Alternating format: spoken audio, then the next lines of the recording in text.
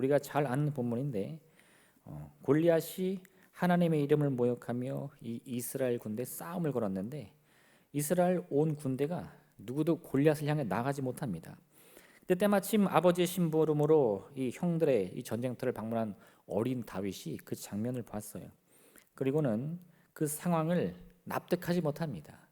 아니 저 할례받지 못한 이방의 장수가 우리 하나님 여호와를 멸시하며 모함하는데 왜 이 이스라엘의 용감한 군사들은 누가 하나 싸우겠다고 나가지 못합니까? 결국은 어린 다윗이 자기가 나가겠다는 거예요. 그러니까 사람들이 다 뜯어 말리죠. 야, 네가 그 호리호리한 몸으로 뭘 할 수 있겠냐? 너는 아직 아이라 싸울 줄 모른다. 다 말리는데 그때 다윗이 이제 사울 왕을 설득하는 말을 이렇게 하는 거예요. 제가 여러분의 눈으로 보기에는 이렇게 체구도 작고 아직 어린 소년에 불과하지만 저도 이 아버지의 양을 지킬 때 이 사자나 곰 같은 맹수하고도 여러 번 싸워봤습니다. 근데 그 경험을 되돌아볼 때에 내가 물론 열심히 싸운 것도 있지만 또 그때마다 하나님이 나를 지키고 보호하사 그 맹수들에게서 나를 건졌으니 그 사자나 곰 생각하면 저 골리앗도 마찬가지라는 거예요. 네, 그가 아무리 키가 크고 이 두꺼운 장갑을 입다 할지라도 뭐 사자도 만만한 동물은 아니잖아요. 네, 뭐 곰도 만만치 않습니다. 사실 이 곰이라는 게 숲속에서 뛰어오는 그 장면을 제가 유튜브로 본 적이 있는데 그 사냥꾼이 그 곰을 보고 무서워서 막 총을 쏘는데도 총알을 맞고도 막 달려들더라고. 네, 직사하지 않아요. 덩치가 하도 크니까. 그런 무서운 곰도 이 다윗이 눈앞에서 여기 뭐라 그러죠? 수염을 잡고 쳐 죽였나이다. 네, 이게 얼마나 대단해요. 그런 경험이 있으니까 자신이 저 골리앗과 싸우겠다는 거예요.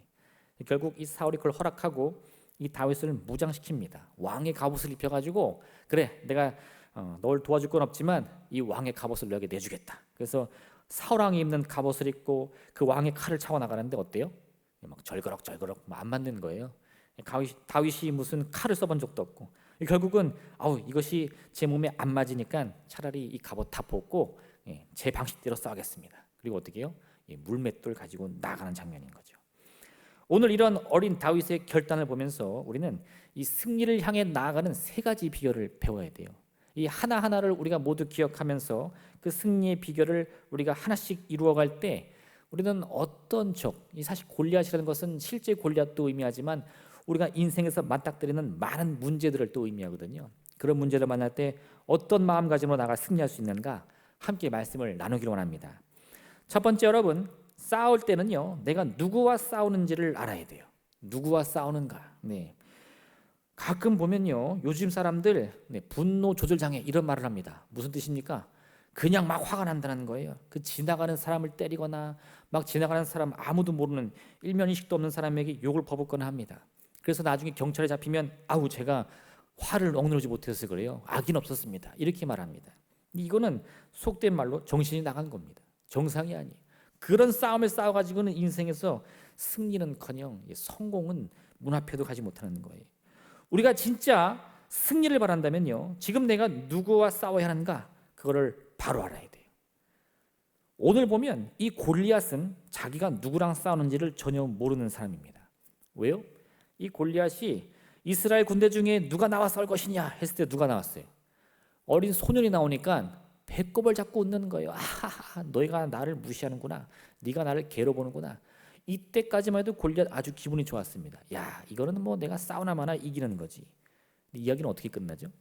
골리앗이 죽고 다윗이 그의 목을 친다는 거예요. 이 좀 말씀 죄송하지만 오늘이 네 제삿 날이다. 네, 그죠? 근데 골리앗이 자기만 몰랐던 거예요. 왜 그렇습니까? 지금 골리앗은 사실 여호와 하나님을 이름을 모욕하면서 그 자기의 상대를 스스로가 하나님을 지목하며 골랐는데 다윗이 나오니까 자기가 다윗과만 싸우는 줄 알았어요. 누구랑 싸우는 거예요? 하나님을 대적하는 거죠. 하나님을 대적하는 인간이 무슨 수로 이깁니까?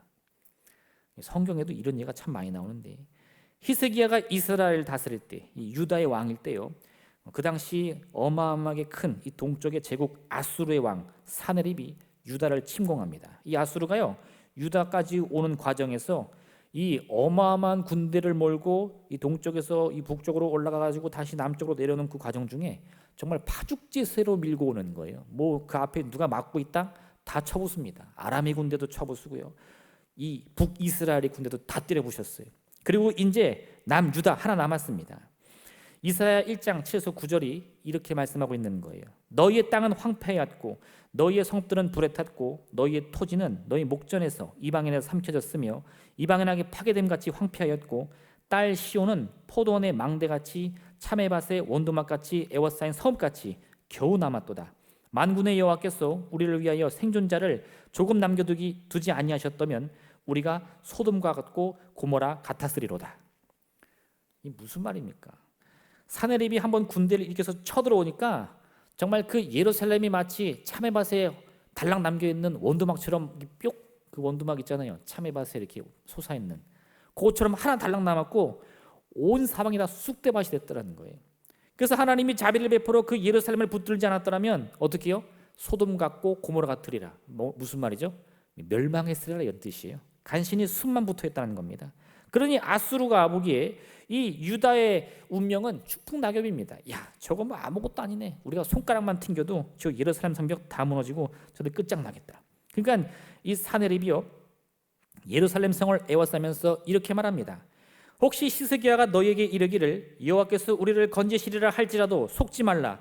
열국의 신들 중에 자기의 땅을 아수르 왕의 손에서 건진 자가 있느냐? 하맛과 아르밧의 신들이 어디 있느냐? 스발로아임의 신들이 어디 있느냐? 그들이 사마리아를 내 손에서 건졌느냐? 이 열방의 신들 중 어떤 신이 자기의 나라를 내 손에서 건져냈기에 여호와가 능히 예루살렘을 내 손에서 건지겠느냐?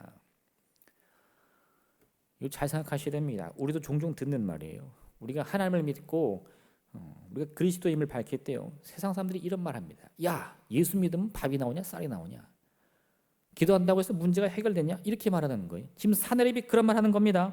여호와가 누구냐? 그가 살아있냐? 권능이 있냐? 그 손에서 너희를 건질 수 있느냐? 모욕하는 거죠. 우리도 그런 말 얼마나 많이 듣습니까? 야, 예수 믿어도 별거 없더라. 할렐루야. 그죠? 세상 사람들 얼마나 우리 무시합니까? 그런 일이 있을 때 우리는요, 뭘 기억해야 된다고요? 지금 내가 싸울 대상이 누구인가를 기억해야 되는데 이 사내립은 지금 자신이 누구에게 싸움을 거는지를 전혀 모르는 거예요. 그 예루살렘은 아무것도 아닌데 내가 조금만 힘주면 그냥 으스러질 것 같으니까 막 마음대로 멸시하며 모욕합니다. 근데 결과는 어떻게 됐을까요? 네.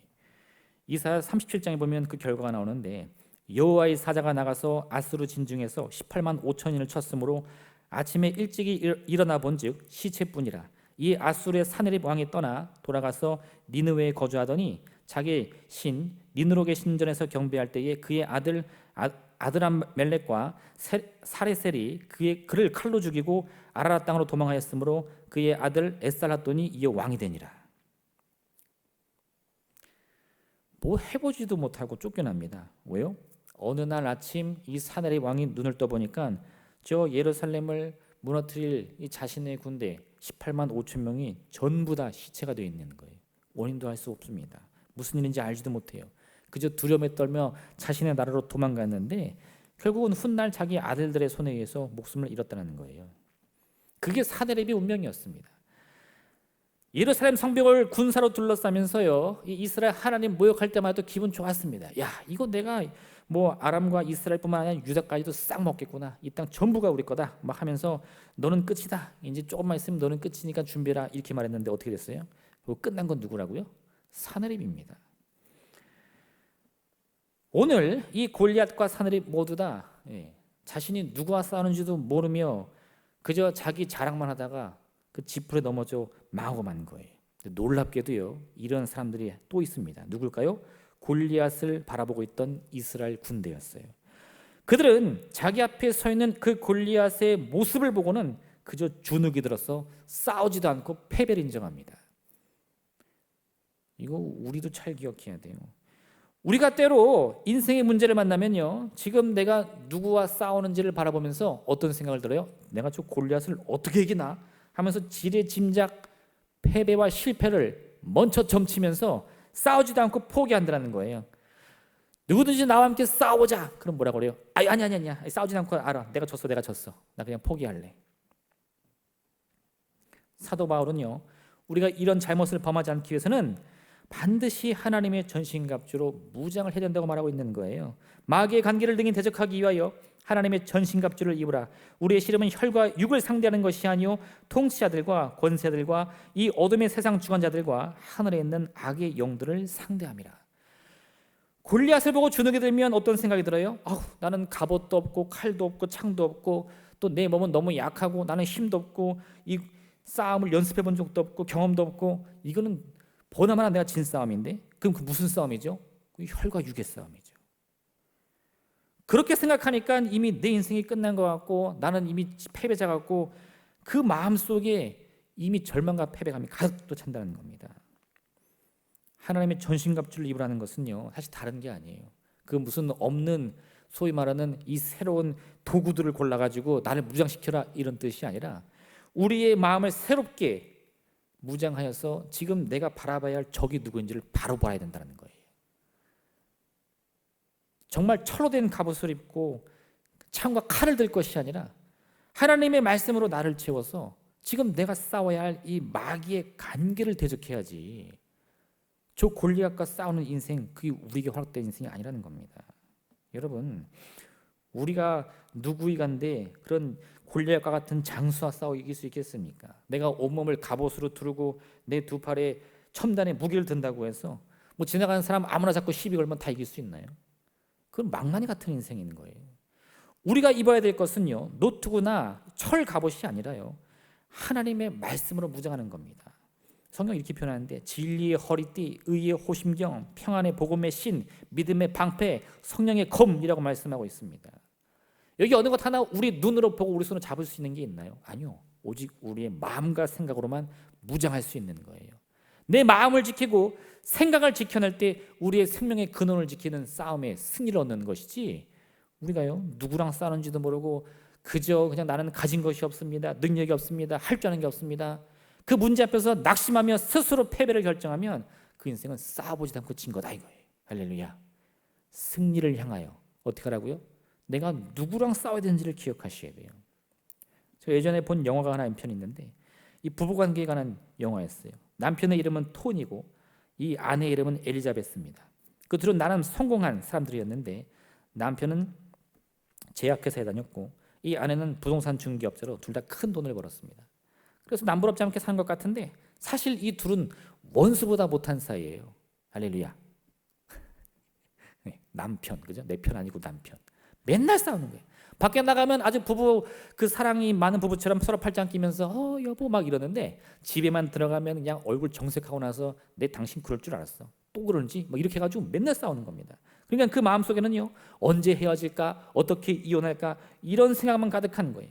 근데 어느 날 이 부인 엘리자베스가요 이 부동산 중개업을 하다가 그 자신의 고객으로 한 이 노 부인을 만납니다.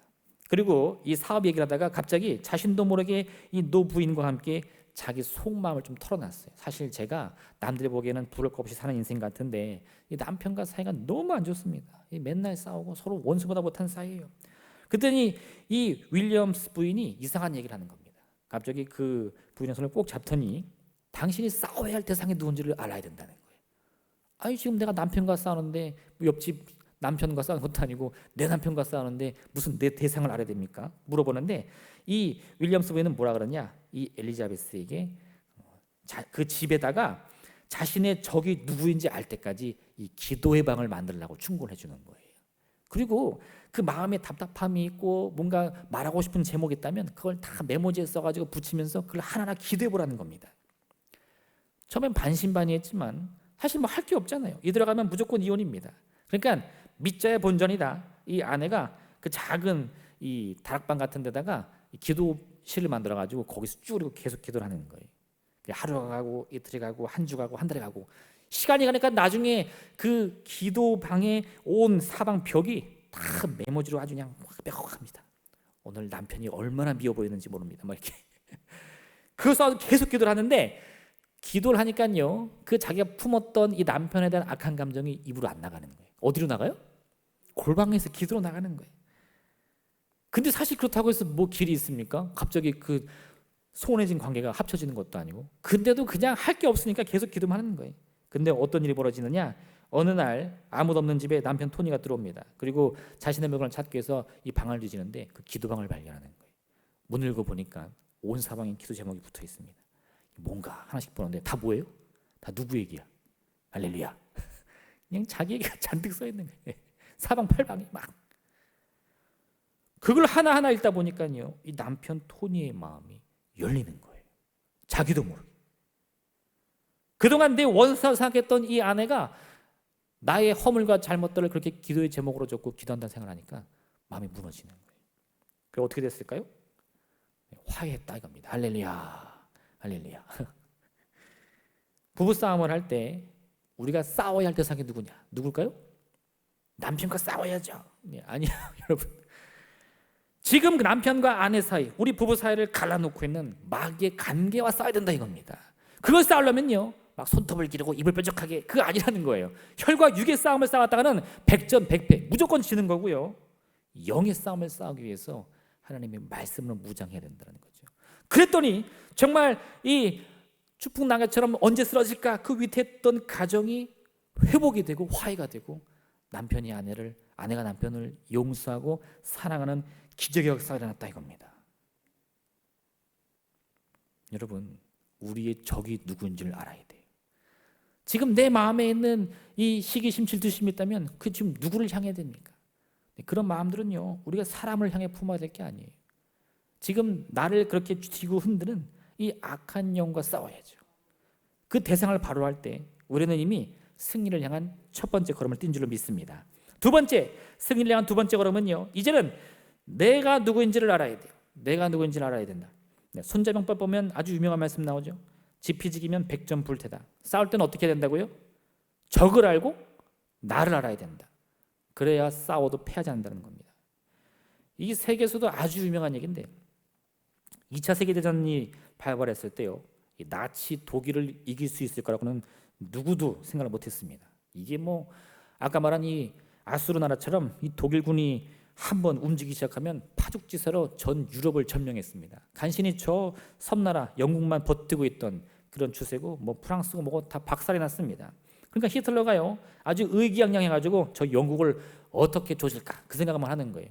그러다 보니까 이 영국 반대편에 있는 이 러시아가 걸리는 겁니다. 저 러시아를 어떻게든 내가 한번 혼을 내줘야 되는데, 그래서 히틀러가 독일의 모든 역량을 모아가지고 군대를 러시아로 진격을 시킵니다. 근데 전력으로 보면 히틀러의 계산이 틀린 게 아니었어요. 당시 독일의 육군은 누구도 이길 수 없었다고 합니다. 네, 뭐 병사의 수로 보나 기술력으로 보나 소련, 그 당시 소련이었는데 이 소련이 맥을 못 치고 무너질 거라고 다들 예상을 하는 거예요. 그렇게 히틀러가 전진을 해갔는데 정말 말 그대로 이 러시아의 군대가 추풍낙엽처럼 쓰러집니다. 네. 독일군의 상대가 안 되는 거예요. 야, 이제 뭐 한두 달이면 이 러시아 완전히 모스크바까지 싹 정리망했구나. 가는데요, 독일군이 조금씩 밀리기 시작합니다. 뭐 때문에 그랬을까요? 네, 이 러시아의 날씨, 시간이 조금씩 지나니까요, 이 겨울이 다가오는데 이 러시아의 온도가 얼마나 추운지 영하 30도는 기본이고 심하면 50도까지 내려간다는 거예요. 네, 사람이 모자를 쓰지 않으면 이 뇌에 있는 이 뇌수가 얼어붙어가지고 죽을 지경이라는 겁니다.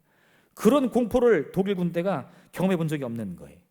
기술로 싸우면 이기겠는데 날씨와 싸우려니까 이 독일군이 맥을 못 추는 겁니다. 그렇게 몇 달이면 진격해서 승리할 것 같은 이 독일과 소련의 전쟁이요, 4년간 지속되었고 결국은 독일 병사 1,300만 명이 목숨을 잃었다고 합니다. 이게 얼마나 대단합니까? 그렇게 여러분, 이 히틀러가 오판한 건 뭐예요? 소련은 군사력, 그거 별거 없지, 내가 이길 수 있어, 저거 알았는데 누굴 몰랐어요? 우리 독일 군사들이 그 영하 30도의 날씨를 견딜 수 있느냐, 그걸 몰랐던 거예요. 그런 준비가 전혀 안 돼 있으니까 이 방한복으로 무장한 소련 군대는 그저 소총 한 자루 들고 싸우지만 탱크로 무장한 독일 군대는 아무리 무기가 좋아도 어떻게 해요? 네, 옷도 없고 추위도 못 견디고 그저 가만히 시간만 보내다가 다 얼어 죽었다는 겁니다. 상대를 아무리 잘 알아도요, 내가 준비가 됐는지를 모르면 그건 이길 수 없는 거예요. 승리를 향한 두 번째 걸음은요, 그래서 반드시 내 상황을 잘 알아야 돼요. 성경에도 비슷한 예가 하나 나오는데, 여리고성을 격파한 이스라엘 민족이요, 이제는 제대로 된 싸움을 할 수 있다는 소문을 갖습니다. 야, 여리고 성벽이 하나님의 기적으로 무너졌어, 우리가 손 하나 까딱 안 대고 이겼는데 이제 우리도 뭔가 싸울 수 있는 힘을 얻지 않았을까 해가지고 작전을 짭니다. 그랬더니 여리고 옆에 아이성이라는 성이 있는데 보니까 아주 조그만 성이에요.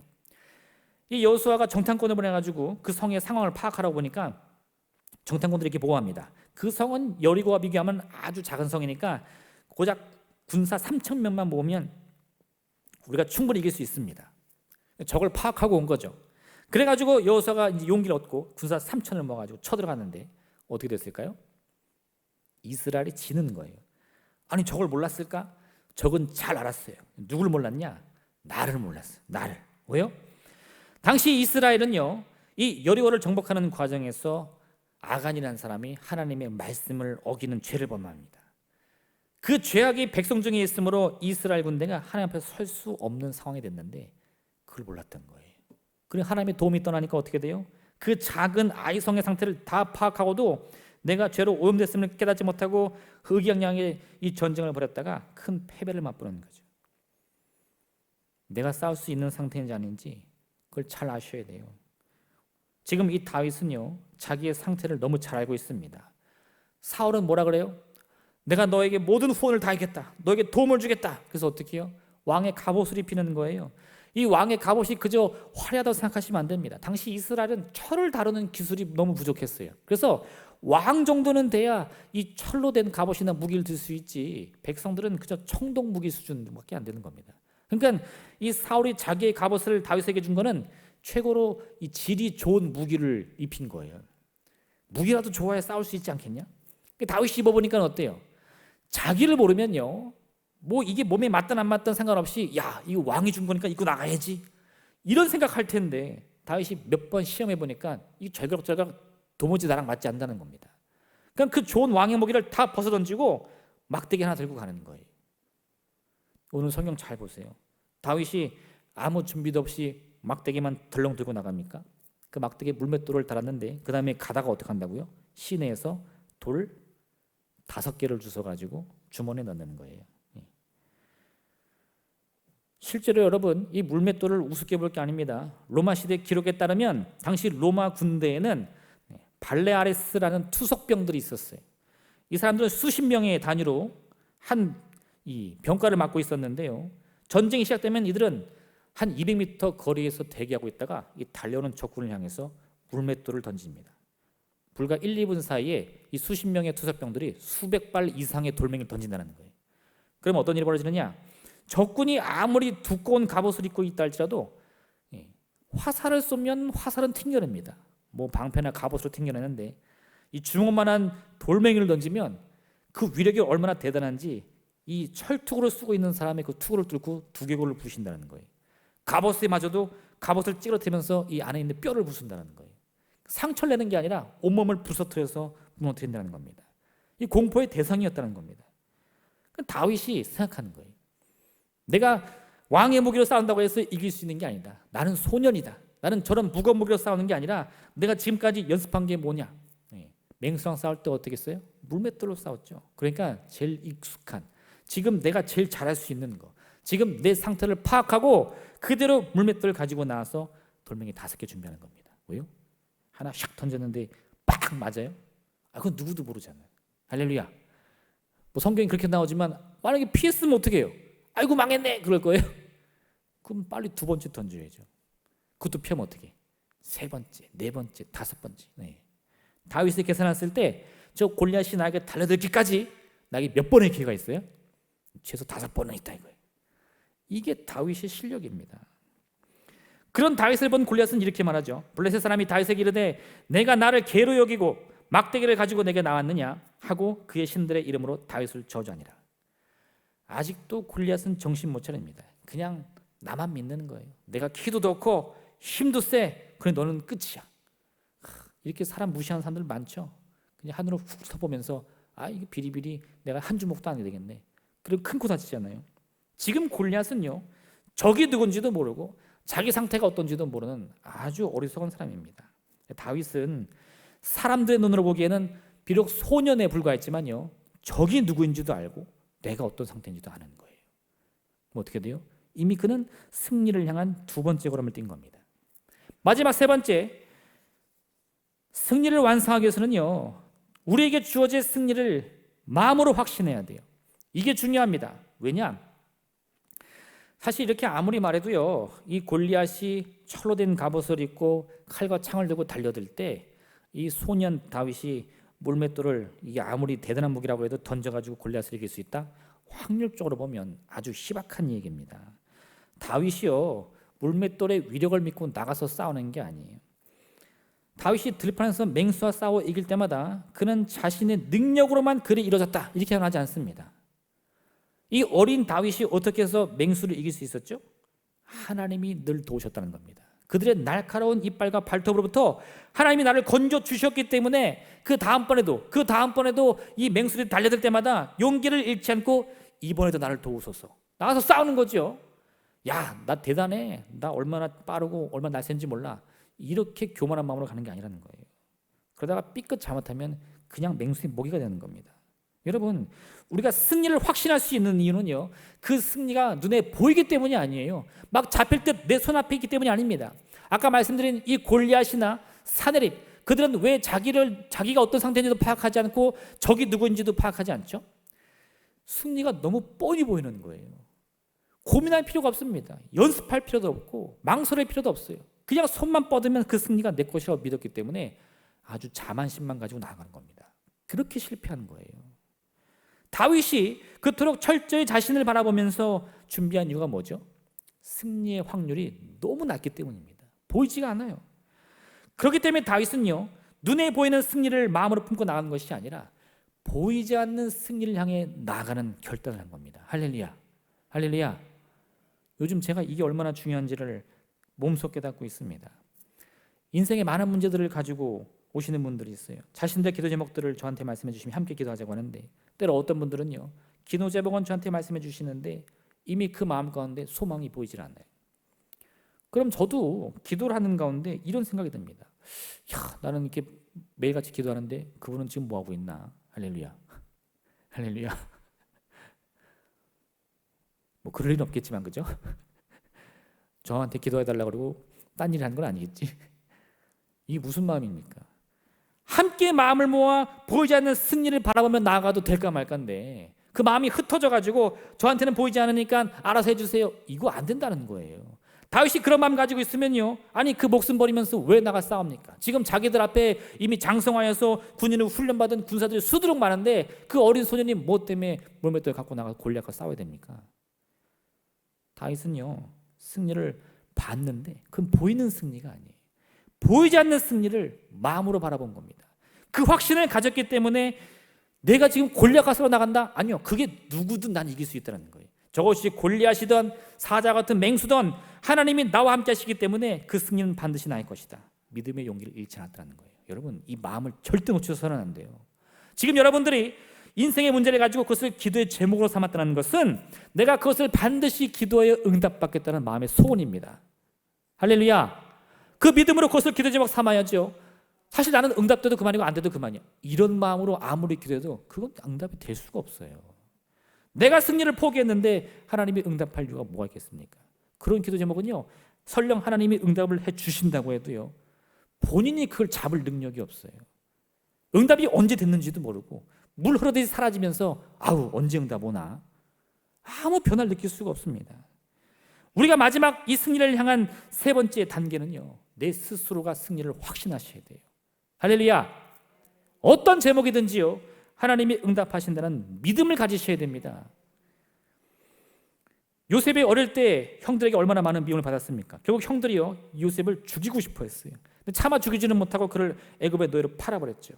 그곳에서 이 요셉은 가진 고생을 하다가 애굽의 총리가 됐는데, 나중에 이 애굽과 가나안 땅에 대기근에 들면서 먹을 양식이 없으니까 이 야곱의 자녀들도 어쩔 수 없이 양식이 있는 애굽으로 올 수밖에 없었던 거예요. 가서 양식을 사다 보니까 자기들을 맞이하던 그 총리가 누굽니까? 그토록 미워하여 팔아버렸던 동생 요셉이었던 거죠. 아, 제가 요셉이었어? 그 순간 형들은 어떻게 해요? 두려워합니다. 왜요? 그 요셉이 행여나 힘과 권세를 가지고 우리에게 복수하지 않을까 두려워 떠는 거죠. 요셉은 뭐라고 말합니까?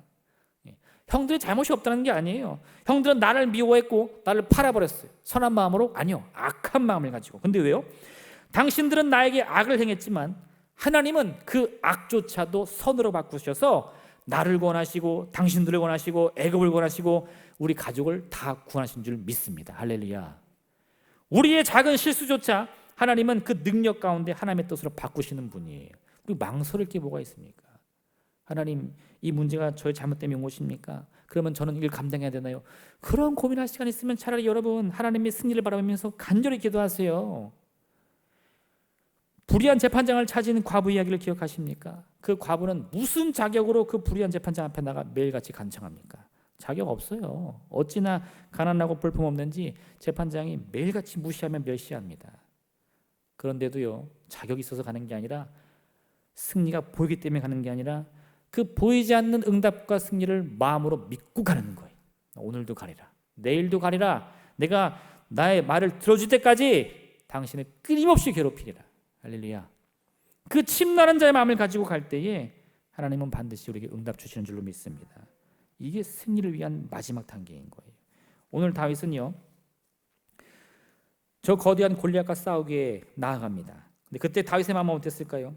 사실 다윗도 죽음이 코앞에 있다, 이 생각을 버리지 못했을 거예요. 아무리 용기 백배한다 할지라도요, 이거는 뭐 길고 짧은 건 대봐야지 수준이 아니죠. 이건 누가 봐도 골리앗이 이기는 싸움입니다. 근데 다윗이 걸었던 것은 그 우연한 기회가 찾아오겠지, 이게 아니에요. 나는 반드시 이깁니다. 나는 반드시 승리합니다. 어떻게 해요? 어떤 무기와 실력으로, 능력으로? 아니요, 하나님이 나를 도와주실 것입니다. 지금 하나님이 나를 도우지 않으면요, 이스라엘은 끝장나는 거예요. 왜요? 골리앗이 뭐라고 그랬죠?